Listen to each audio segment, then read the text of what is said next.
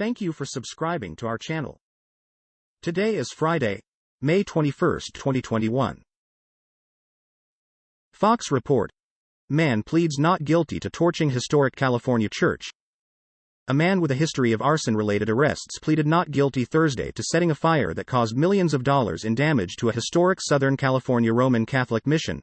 John David Corey, 57, is charged with breaking in and setting a July 11 pre-dawn blaze that engulfed the rooftop and most of the interior of the San Gabriel mission, east of Los Angeles, as it was undergoing renovations to mark its upcoming 250th anniversary celebration.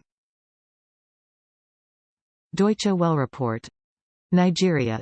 Army Chief Ibrahim Attahiru dies in plane crash, reports. Nigeria's top soldier, Lieutenant General Ibrahim Attahiru, died during an official trip to the country's Kaduna state when his plane crashed on Friday, local media said. The country's Air Force did not immediately confirm Attahiru's death. However, it acknowledged that one of its planes was involved in a crash near Kaduna International Airport, some 180 kilometers, 112 miles, north of the capital, Abuja. Fox report. Reporter's notebook. Israel. Gaza exhale cautious sigh of relief with ceasefire. Jaffa, Israel. The Jaffa neighborhood of Tel Aviv woke up to something different today. Peace. After 11 days of airstrikes and rockets involving Israel and the Hamas terror group in Gaza, the two sides overnight agreed to a mutual and unconditional ceasefire. There were noisy celebrations throughout the region by Palestinians claiming victory, followed on Friday by some skirmishes with authorities in the hotspot of Jerusalem. Deutsche Welle report. Holocaust survivor, International Auschwitz Committee President Roman Kent dies. Roman Kent, a Holocaust survivor and president of the International Auschwitz Committee, died on Friday at the age of 92 in New York following a brief illness. Kent was a prominent voice among Holocaust survivors who negotiated compensation for Jewish Holocaust survivors from the German government. From negotiating billions of dollars in pensions and compensation for Jewish Holocaust survivors from the German government, championing survivor interests with insurance companies, German industry, and Eastern European governments, to advocating for Holocaust education, to taking on Facebook in demanding that they remove Holocaust denial posts from their platform. No task was too large or too demanding. Greg Schneider, executive vice president of the Conference on Jewish Material Claims Against Germany. CNN report. 7 medical professionals charged with homicide after investigation into Diego Maradona's death. 7 medical professionals in Argentina have been charged with homicide over the death of soccer legend Diego Maradona. The Argentine great died from heart failure in November 2020. The same month he underwent successful surgery for a subdural hematoma, more commonly known as a blood clot on the brain. A damning investigation into his death was passed on to prosecutors earlier this month, who have now requested that those accused are not permitted to leave the country. Fox report. Los Angeles DA George Gaskin could face recall over progressive policies. A group looking to oust Los Angeles District Attorney George Gaskin over his progressive criminal justice policies has been cleared to begin collecting the thousands of signatures needed to trigger a recall election.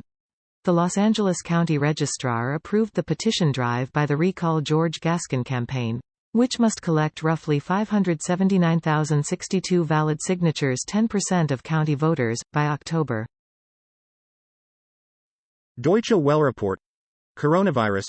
Germany declares UK a virus variant region. Germany's Robert Koch Institute for Public Health declared Britain and Northern Ireland a virus variant region on Friday. The move, which will come into force on Sunday, will see significant travel restrictions introduced. Germany adjusted the classification as cases of a worrying coronavirus variant first found in India continue to rise in Britain. Anyone entering Germany from the United Kingdom will be required quarantine for 2 weeks on arrival. BBC report. From beer to Tinder boosts. The bribes for people to get jabbed.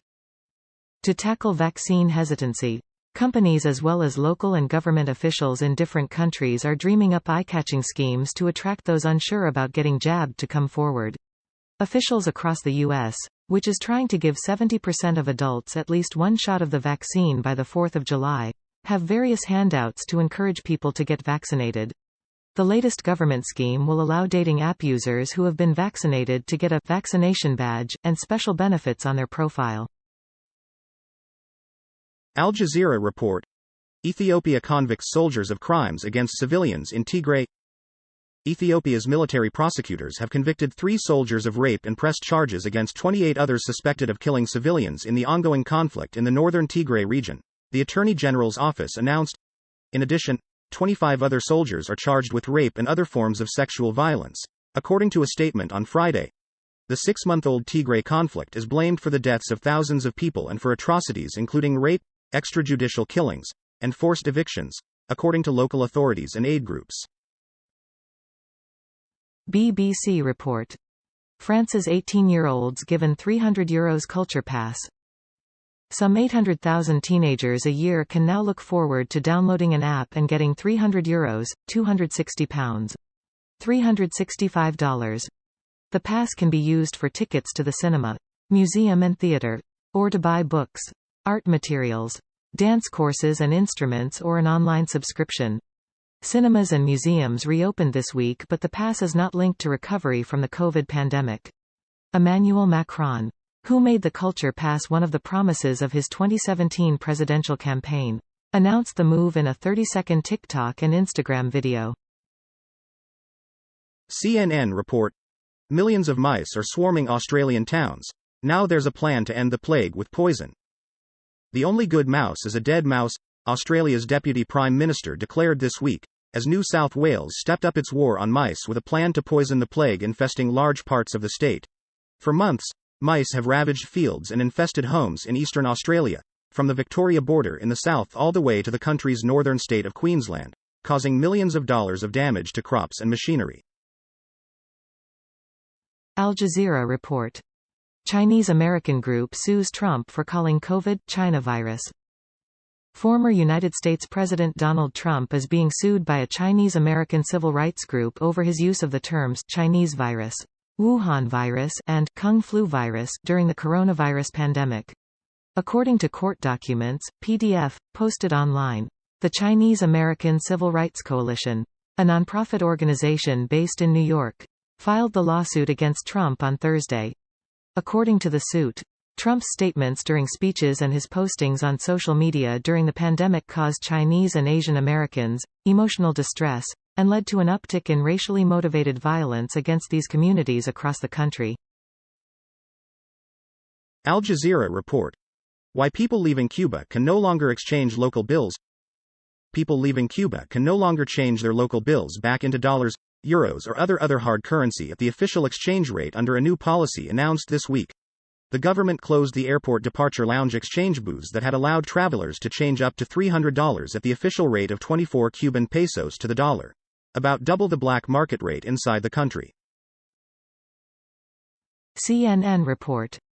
Daniel Hernandez, former Gabby Giffords intern who helped save her life, is running for Congress.